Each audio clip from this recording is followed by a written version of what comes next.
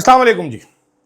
मुनीर फारूक ने बड़ी मेहनत की है और मंसूर अली ख़ान की खबर को झूठा करार दिया है। जब से ये कारकर्दगी वाला मंजन शुरू हुआ है हुकूमत वाला, तब से लड़ाई बड़ी जनाब गंभीर सतह पे पहुंच चुकी है। प्रॉक्सीज भी आपस में लड़ रही हैं। मंसूर अली ख़ान का कहना था हुकूमत के पास 6 महीने का टाइम है।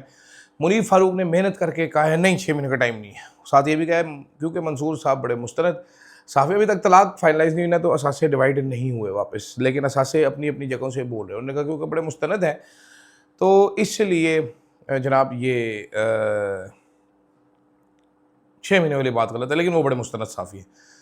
दूसरी तरफ बिलावल भुट्टो जरदारी साहब जो टिक तो वैसे बड़ी कॉमेडी शक्ल है बिलावल साहब की, बुरा मत मानिएगा पीपल्स पार्टी वाले मेरे दोस्त, लेकिन बड़े कॉमिक लगते हैं।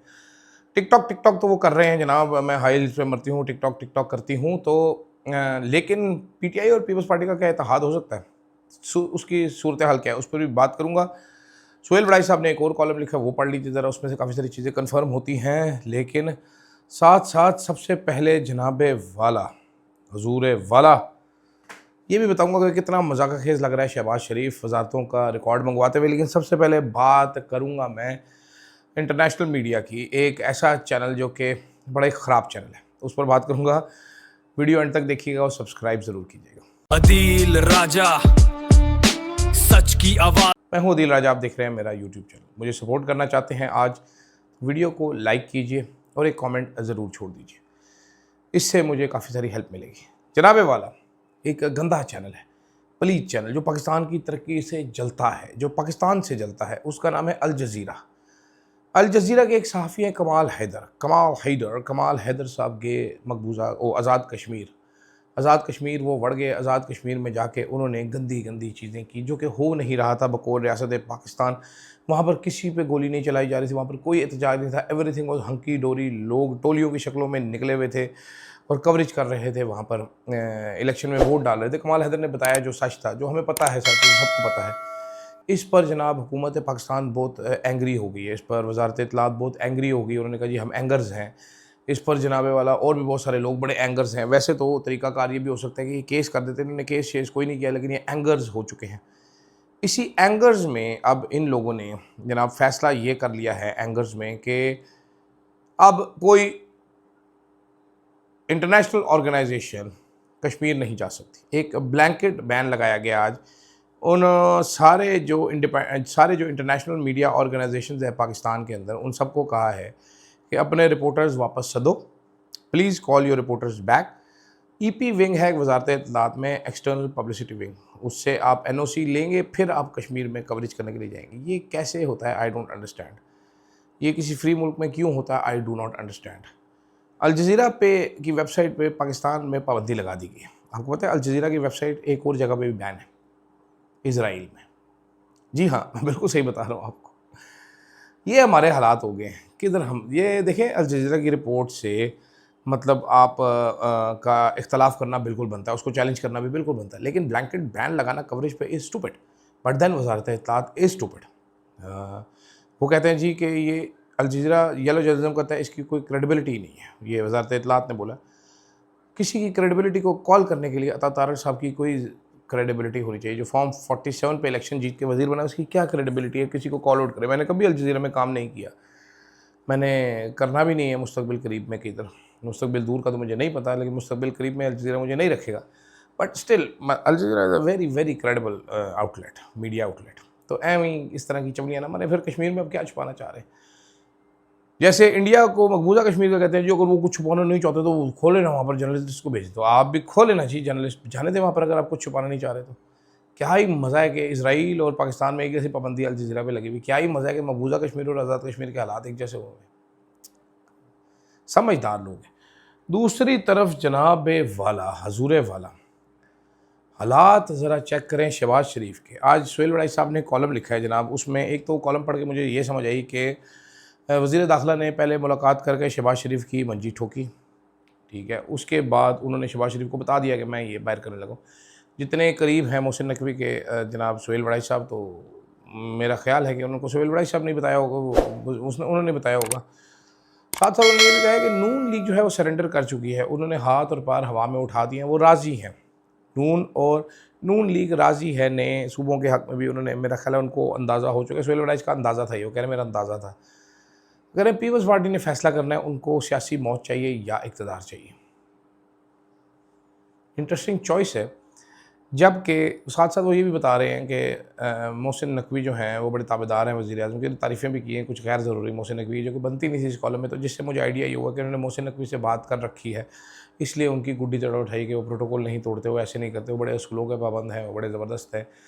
तो अब सीज़ फायर, बहरहाल उन्होंने ये बताया कि सीज़ फायर करवा दिया गया मोहसिन नकवी और शहबाज शरीफ की मुलाकात के बाद। शहबाज शरीफ ने कहा किसी ने कोई बयान नहीं देना, लेकिन इससे पहले जो नून लीग वाले अब बयान दे चुके हैं मोहसिन नकवी के ख़िलाफ़, उनकी शान में जो गुस्ताखी कर चुके हैं कि इसने 30 साल का सफ़र 3 साल में तय कर लिया, इसने ये कर लिया, इसने पीसीबी का बेड़ा गर्क कर दिया, इसने वज़ारत दाखिला का बेड़ा गर्क कर दिया, नेशनल एक्शन प्लान पे अमल दरामद इसी ने करना था। अब राना सनाउल्लाह साहब भी कंफर्म कर रहे हैं कि भाई देखें ये हो गया। वो कह रहे हैं लेकिन मुझे समझ नहीं आ रही कि सिस्टम नहीं चल रहा, ये बात उनकी हज़म नहीं हो पा रही। ज़ाहिर बात है, अपना इक़्तिदार जाता हो तो हज़म नहीं होती बात।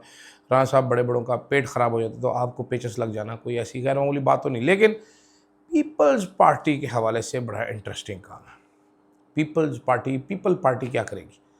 पीपल पार्टी, बिलावल साहब अजीबोगरीब शक्लें बना के धमकियाँ तो तड़ियाँ भी लगा रहे हैं, लेकिन करेंगे क्या? क्योंकि अब भी ये जाके बैठ गए साथ नून लीग के, तो फिर ये घुंघरू पहन लें तो बेहतर है। और पीपल्स पार्टी का सिंपल टेस्ट क्या होगा? मैं पूरे यकीन से कहता हूँ कि आज अगर तहरीक इंसाफ शहबाज शरीफ के ख़िलाफ़ अदम एतमाद जमा करवा दे, तो पीपल्स पार्टी वाले कल आके इसके ख़िलाफ़ वोट दे देंगे और कहेंगे हमने सिस्टम बचाया। तो जब इतनी मुनाफ़िकत हो एक जमात में, तो उसके साथ कैसे बैठ सकते हैं? तो इसका बेहतरीन हल ये है कि बिलावल साहब चाहते हैं कि सारी अपोजिशन इकट्ठी हो जाए, मिल जाए, तो बिलावल साहब एक ड्राफ्ट करें, no confidence in Shahbaz Sharif, तहरीक साइन करवाएं, पीपल्स पार्टी के पास, पीटीआई के पास भी जाएं, लेके जाएं, मौलाना के पास जाएं, सबसे साइन करवा के जमा करवा दें असेंबली सेक्रेटरी। फिर शायद अपोजिशन मुतहद हो सके, वरना इस टाइम तो सिस्टम को बचाने के लिए पीपल्स पार्टी जो कुछ कर चुकी है अपना इक़्तिदार बचाने के लिए, nobody will believe you, nobody will trust you even. ठीक है।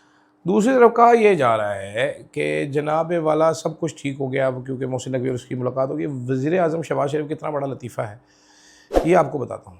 मोहसिन नकवी से मुलाकात के बाद कल वज़ीर-ए-आज़म साहब ने सारी जो अपनी वजारतें हैं उनकी परफॉर्मेंस रिपोर्ट मांग ली है। ये कैसा वज़ीर-ए-आज़म है?